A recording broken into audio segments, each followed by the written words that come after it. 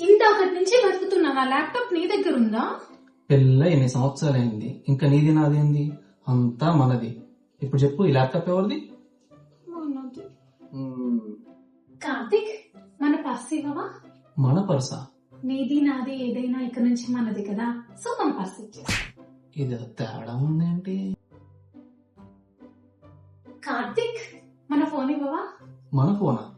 నీది నాది ఏదైనా మనదే కదా, సో మన ఫోన్ ఇచ్చే. పాస్వర్డ్ అంటే మన ఫోన్ పాస్వర్డ్ నాకు తెలియదు కదా. 1 2 3 4. UPI pin.